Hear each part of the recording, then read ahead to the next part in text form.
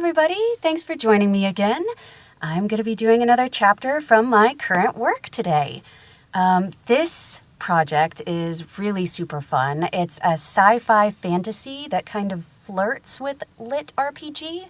It's just very video game inspired, which is right up my alley.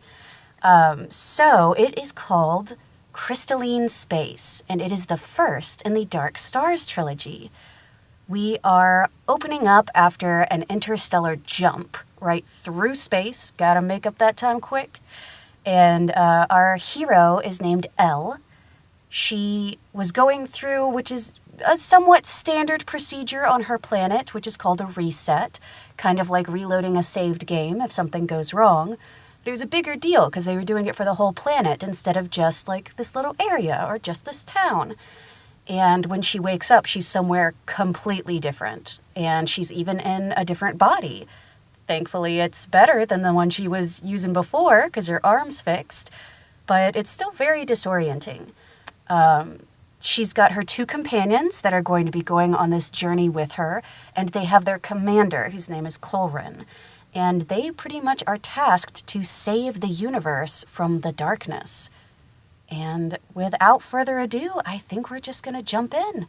So as always, I use a process called punch and roll. And that basically means if I make a mistake, I just stop right then and there. I move my cursor to the beginning of the mistake, and then I start speaking and recording just a little bit beforehand. And that way it's taken care of right in the middle of that process. All right, so let's get going with Chapter 3 of Dark Stars Crystalline Space. Okay.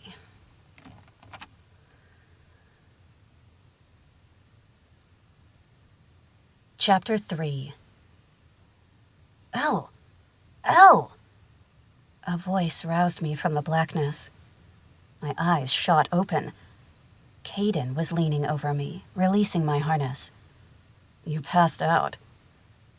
I groaned as I propped myself up on my elbows, realizing I was no longer strapped down. My head ached. What just... Congratulations! You just completed your first spatial jump. Caden smiled down at me. I felt like I was being turned inside out. Yeah, good times. I pressed the heel of my right hand to my temple. I guess being strapped into the pods are a good idea after all. I thought your opinion would come around, Caden replied, pushing back from my pod to give me some space. You'll get used to it. Torin's voice boomed from across the room. Come on, we're being paged. Still feeling like my stomach was lodged in my throat, I lurched out of the jump pod. Where are we now? That's a very good question, Caden replied as we exited the room. They haven't exactly been forthcoming with the logistics about our mission. I feel like I'm in a dream. The throbbing in my head was beginning to fade, but the physical sensation enforced... Excuse me. It was begun to fade, but the physical sensation enforced that what I'd just been through was real. Caden offered a sympathetic smile. I'm still trying to get used to... Get over. I'm still trying to get over that feeling myself. None of this makes sense, Torin said. Colrin's account of why we were chosen doesn't really explain it. I scrunched up my nose. Yeah, that whole thing about getting an immunity from the darkness? What is the darkness, anyway? The cloud appeared after an emergency reset where I was, Caden said. I'd never seen anything like it. Freaked everyone out. Yeah, same with me. My friends and I weren't sure if we should tell anyone. No one else saw it? He asked. I thought planets like yours had crystals in the town square or something. We do, but that wasn't where it appeared. We were out by one in a canyon. A localized reset, then? I nodded. we'd go up there to play around." He raised an eyebrow. "Doing what? Rock climbing?" "We'd jump off a cliff." His eyes widened. "I was not expecting you to say that." I smiled coyly. "I have an adventurous side." "I used to collect rocks." Hang on, there's a pretty loud truck.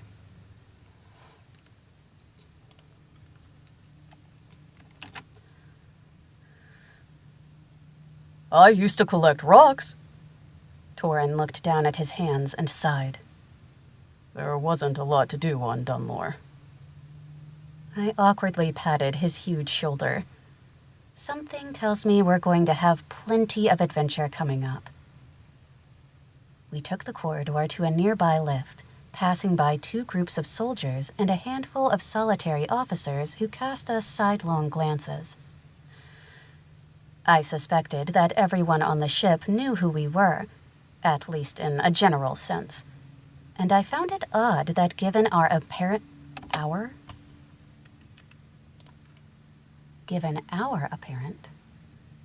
plus there's a truck, so, good timing for that, I guess. At least in a general sense. And I found it odd that given our apparent importance, we were expected to show ourselves around. Granted, it seemed like Caden had been given a proper tour and knew his way around the various locations of note. Maybe they consider him our guide. We entered the lift and rode it up 2 decks. I barely perceived any movement, unlike the elevators I was used to back home. Caden must have noticed my odd expression because he looked over...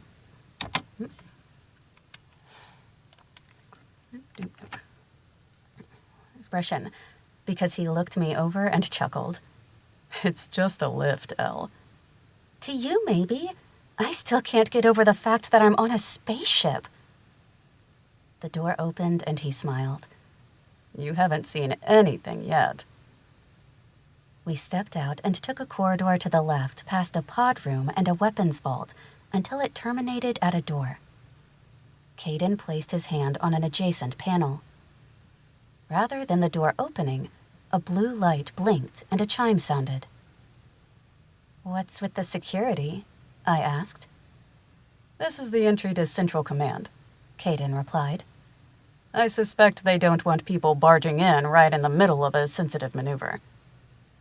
I guess that makes sense. It just struck me as strange after they've left us to wander around on our own.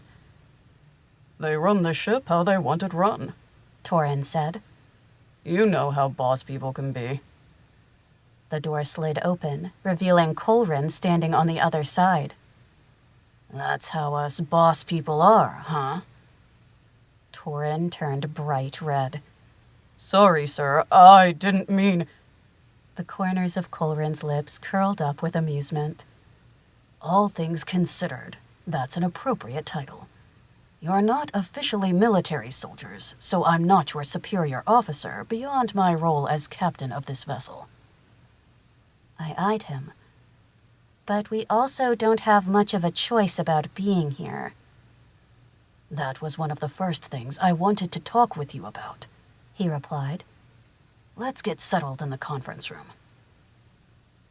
We followed him to the open area beyond the doorway.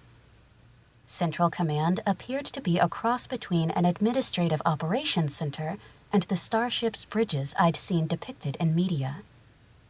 I knew the technology existed, but I'd never witnessed it in person. Everyone around me seemed in their element, but I couldn't help doing numerous double takes as I studied the room. The area nearest the entry door was flanked... Too much spit.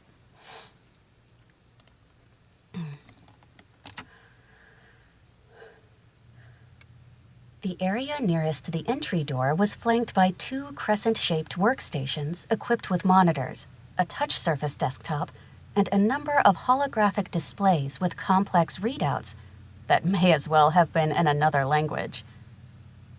The 4 crew members working at the consoles glanced up at us as we passed by. Based on their tempered reactions, it seemed that they must have seen Torin in the past. If anything, my bright fuchsia hair drew more attention. Like to do that differently. And fast. If anything, my bright fuchsia hair drew more attention. And I completely lost my place. Let me find it again. There we are. If anything, my bright fuchsia hair drew more attention. Even as the workstations drew my eye, I was awestruck by the attention to detail in the blue and gray crew members' uniforms and their effortless use of the complex systems around them. I'd never thought of Erosan as being a backwater world, yet seeing the Hegemony ship, I realized just how much I'd missed out on. Further into the bridge, a single command chair was surrounded by 4 additional consoles, all facing toward an expansive view screen spanning the curved forward wall. The domed ceiling above was inlaid with a ring of lights, and additional lighting around the baseboard of the perimeter illuminated the space.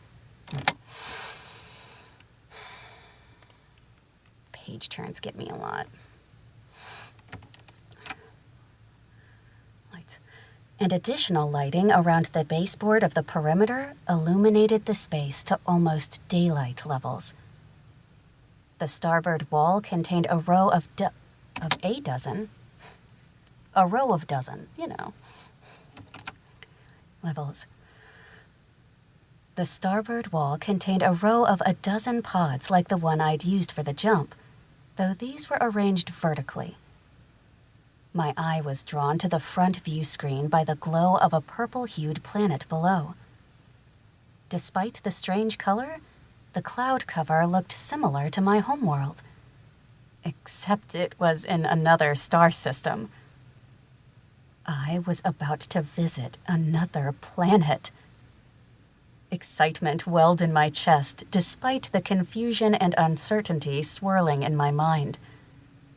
Though the circumstances were far from ideal, this was the kind of adventure I'd fantasized about for as long as I could remember. I could be scared, or I could embrace it for what it was. This was my chance to prove myself. I didn't want to mess it up. Colrin led us to the left toward a separate conference room with seating for 12. A transparent wall separated the room from the main bridge. As the commander passed through the entry door, he passed his hand over the wall and it altered to opaque off-white. Please take a seat. He gestured to the near side of the table while walking around to sit on the... No, not on the table.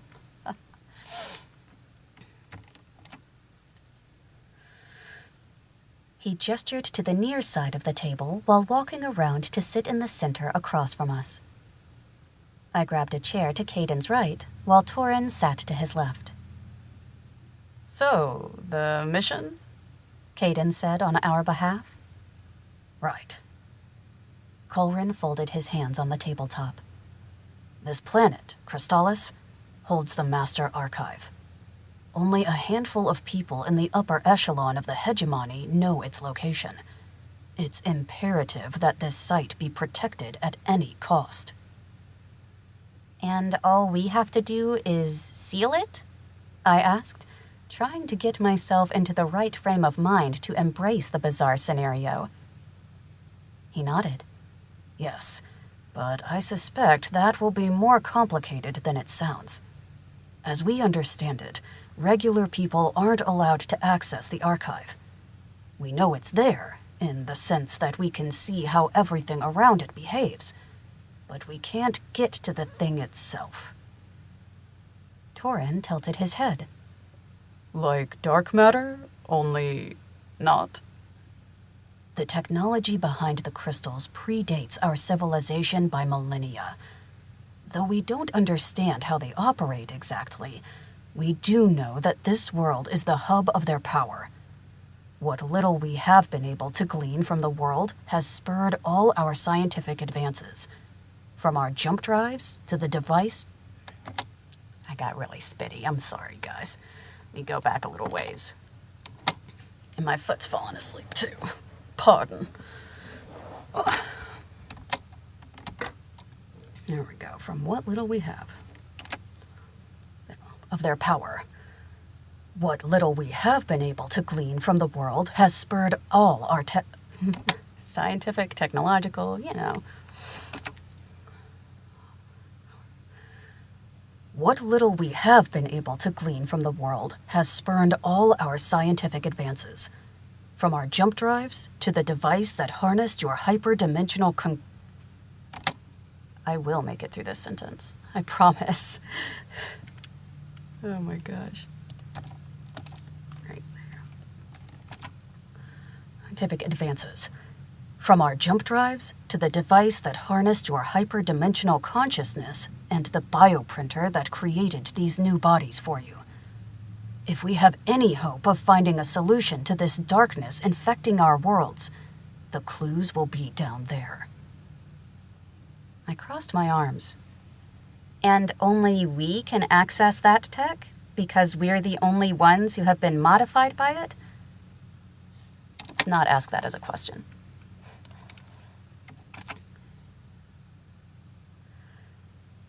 And only we can access that tech because we're the only ones who have been modified by it.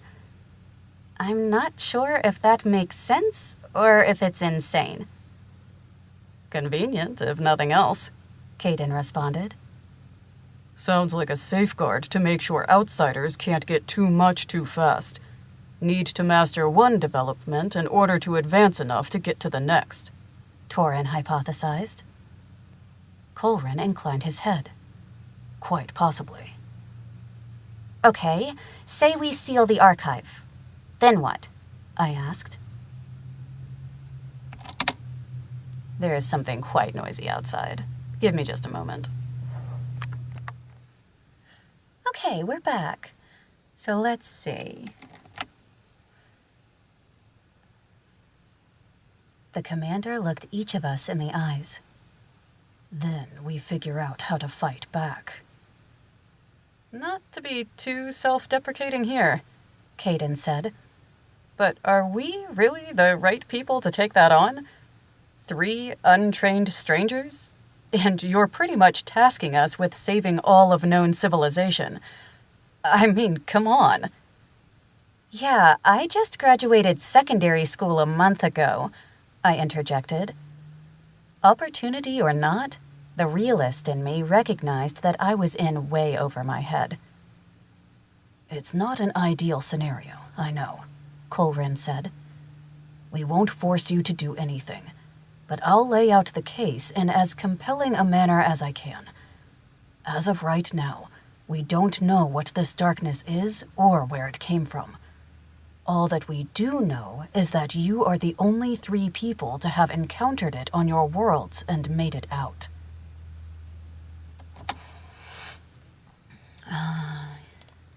Moisture. Made it out. I raised my hand, and Colrin inclined his head for me to speak. I still don't understand the technology behind our bodies materializing here on the ship, but I'll ignore that for now. What I really want to know is how you knew to be at our worlds to have us download at that time. He nodded and took a slow breath. We're still getting our bearings as well. The short version is that we have information regarding the darkness's advance, and we have been waiting near the impacted worlds with the hope that we might be able to extract a few people. Caden folded his hands on the desktop. You keep glossing over a lot of details. I've been here for more than a week now, and you still won't explain anything about the darkness or how you knew our abilities would manifest. There's not a simple answer to that, besides all of the pieces falling into place, Colrin stated. Well, we're listening. Caden tilted his head. The Hedgeman representative leaned back in his chair. Okay, well, for starters, there's more to the Master Archive than we typically discuss on public forums, he began. We talk about the records being a documentation of what's already happened. But there are also records of events that haven't happened yet. My heart skipped a beat. Pardon? Next to me, Caden froze. Do you mean... Colrin nodded. We think that at some point there must have been a universal reset. Stars. My stomach clenched. Some people had suggested... Oh my god. I don't know how to make that stop. That's an email notification. I really need to find a way to silence it.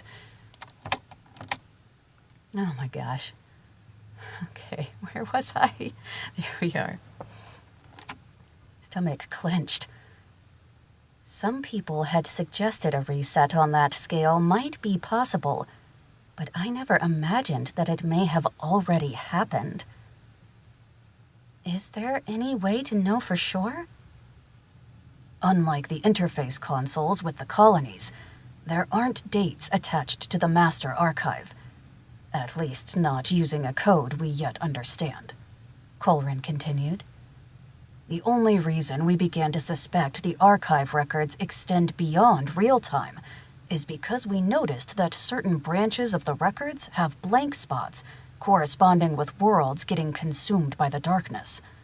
And those blanks continue for some undetermined amount of time before resuming again.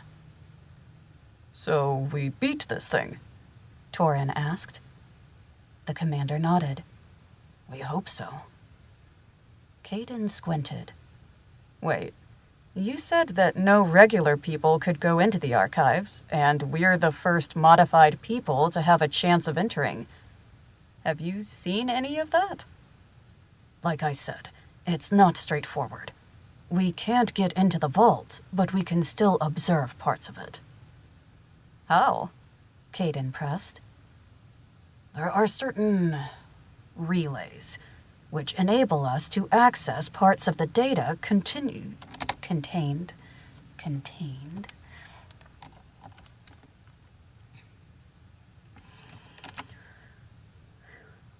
which enable us to access parts of the data contained within the crystals.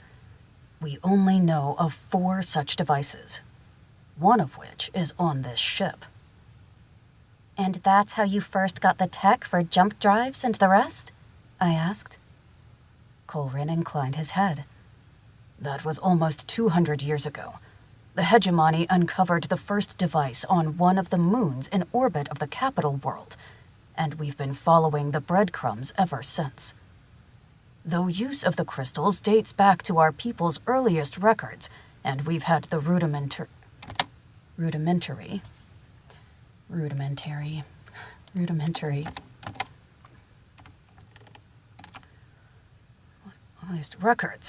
and we've had the rudimentary control mechanisms we use today. It wasn't until the discovery of the interface device that we started to understand how the crystals work and where they may have come from. I leaned forward. Which is? We don't know, the commander admitted. Whoever made them did it a long time ago, using tech far more advanced than we can comprehend. I always thought the crystals themselves were natural formations, I said. Yeah, same, Caden murmured. Torin tilted his head. Meaning these new abilities come from some kind of tech rather than magic? It's not a clear distinction, Colrin replied. Caden smiled. Whatever makes it possible, I'll take it. Says Mr. Fireball, Torin ribbed. Hey, we all got to choose our skills. Caden shrugged. Torin folded his arms, causing his biceps to bulge. I regret nothing. Me either, I said, but I wasn't convinced. The idea of having magic-like abilities still called to me, but a lot of that may be due to having... Nope, to not having. But a lot of that. He's still called to me. But a lot of that may be due to not having had the chance to test out the new skills I did have. The question remains, will you help us?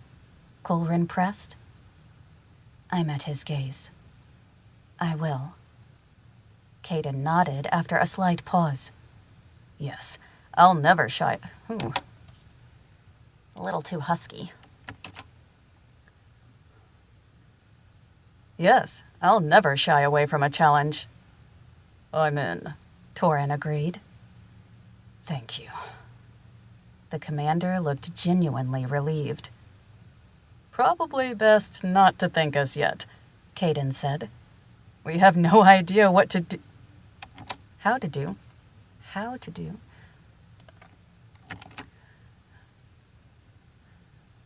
We have no idea how to do what you're asking. Colrin nodded. Willingness to try is the first step. Do we, take a shuttle down there, or... I prompted.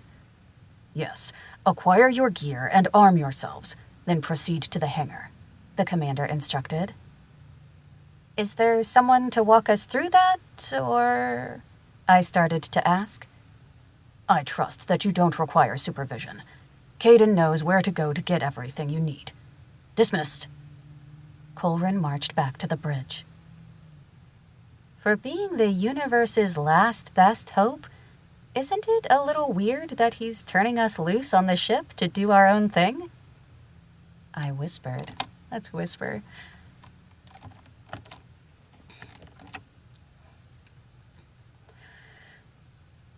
For being the universe's last best hope, isn't it a little weird that he's turning us loose on the ship to do our own thing? I whispered. Shouldn't we have escorts or something? Caden shrugged. I was a little thrown off by that when I first got here, too. What I've realized is that it's safe here, and all of the control rooms are staffed. If we can't be trusted to fend for ourselves on the ship, we'd be hopeless planetside. True. We filed out of the conference room back through the bridge to the corridor. When we were alone in the hallway, Torin let out a long breath. Also, for getting answers, why do I have even more questions now? Caden chuckled. The feeling is mutual. I shook my head. This entire thing feels ridiculous. I mean, the tech that they're talking about here... Saying it's from ancient aliens? Torin sighed. What are they going to tell us next? Honestly, I'm kind of relieved, Caden said. I've always liked the idea of magic. I know we just met, but that was pretty obvious by the fact that you picked the wand, I interjected. He rolled his eyes. Well, yeah, but even liking it, it was strange to think of something like a fireball materializing out of nothing. Though that explanation we got... Oh, yes, reading. Though that explanation we got doesn't begin to explain how it's possible. Oh. Try that again. Though that explanation we got doesn't begin to explain how it's possible, it does at least indicate that someone at some time figured out how to make it work. That means there are rules, so it can be controlled. I crossed my arms. I hadn't thought about it that way. Yeah, I hadn't before either, Caden admitted. I got caught up in how fun it was to have the power at my fingertips, and then I realized that by not understanding it, I might eventually do something really bad. But if there's science behind it, there's also a pattern. If I can understand enough of the inner workings, I can maximize the abilities without losing control. I like the idea of you not accidentally exploding a fireball on us, I said. Torin nodded. Yeah, start that studying.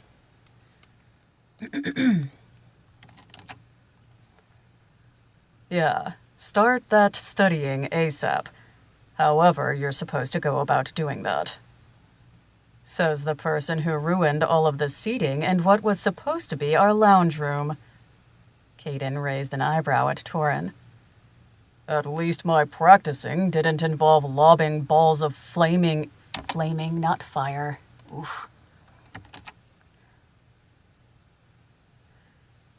At least my practicing didn't involve lobbing balls of flaming energy at an exterior bulkhead. I spread my hands flat at waist level. How about we just agree to no more magical attack spells on the spaceship? Fine, so long as other practices don't involve destroying furniture we might not be able to replace, Caden replied. Okay, Torin agreed. Great. I smiled at them. Now that we have some ground rules, I guess we should go down to that planet and figure out what we're supposed to do. You're forgetting something, Caden said. What's that? You. I tilted my head, brow furrowed. What do you mean? Seems like we should establish some guidelines for using your abilities, too, he stated.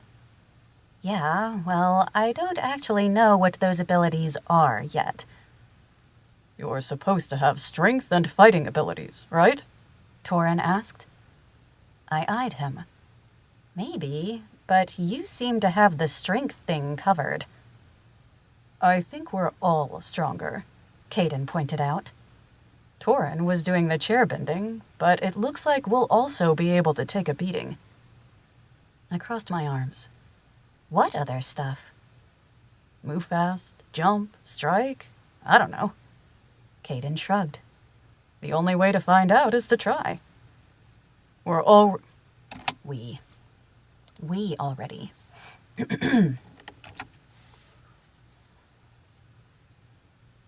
We already agreed no chair bending, so Elle doesn't get to either, Torin said. Fine, we'll figure out some other strength and agility tests when we get planetside, the other man agreed. Really, I didn't start to figure... Oops.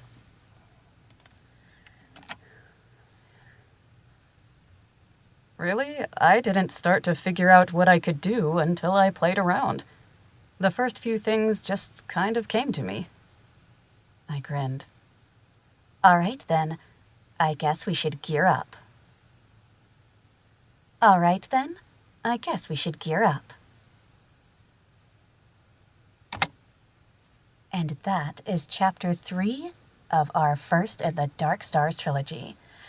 So if you want to check out the actual edited version and the rest of the whole book, look for it on Audible, probably coming in the next month or so. Thanks for stopping in, guys. See you next time.